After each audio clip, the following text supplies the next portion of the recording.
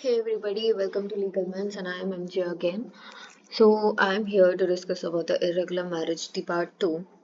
So first of all guys, this is only for your reference as this is the notes which I have been writing during my exam days. So this is just for helping you guys and a helping hand for you guys. Please do always refer books and any other your notes which your teachers have given for a part of reference, like not just a reference, to mainly concentrate on that and just observe and understand the topics from this. Okay, so let's go ahead. What is irregular marriage? So as we have already studied earlier in our previous video that what is valid, now let's study what is irregular marriage. uh, a marriage contracted by the parties suffering from the relative prohibitory or directory incapacity who falls under such category is a irregular marriage, according to Bailey and Amir Ali. So I know this is some bit complicated words, but let's just cut it off for you guys. So what are the grounds for making the marriage irregular? Which is facile.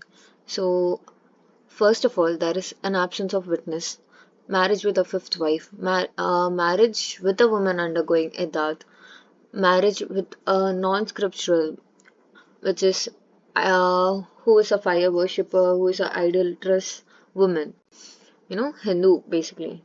So marriage by an unauthorized person. Marriage contrary to the rules of unlawful conjugation with a which who falls under the prohibited degree of relationship. So now, as we have already discussed earlier, that the Shia law only consider valid and void and muta marriage, and the irregular marriage does not fall under such category. Yeah.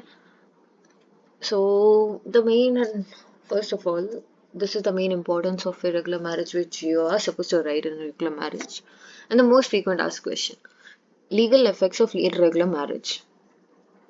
The consequences of an irregular or an invalid marriage may be studied from two different angles: before consummation and after consummation. So let's first take it before consummation.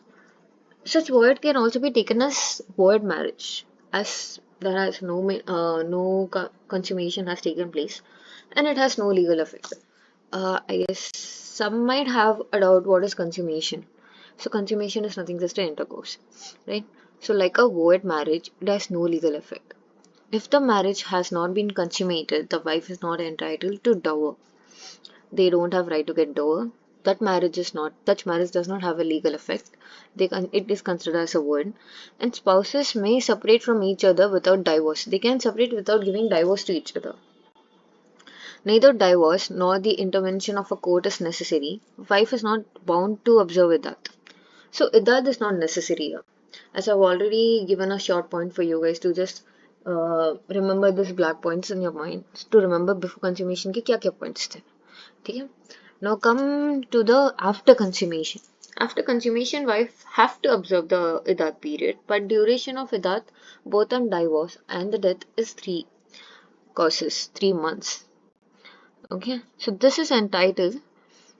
she is entitled to get specified or a proper dower, whichever is less. Either if it is specified, she gets that, or the proper dower, which is according to the law, she gets that, whichever is less. So she is not entitled to maintenance during that period. So the children of such marriage are legitimate, and both the irregular marriage, though consummated, does not create mutual rights of inheritance between husband and a wife. Moving ahead, the marriage may be terminated by single declaration also. Earlier we have told like there is no, they can be declared, the marriage before consummation can be terminated whenever they want to, and the wife is bound to observe iddat of divorce but not the iddat of death. So after any marriage is terminated under Muslim marriage, women have to go observe an iddat period. So the wife is bound to observe an iddat of divorce, but not the iddat of death. So there is a difference between what period and what iddat they have to undergo. So parties must be separated by the courts. So yeah, thank you. Thank you everybody to knowing the depth of irregular marriage. I hope you do well in exams. Please do like, share and comment and let me know how could I help you.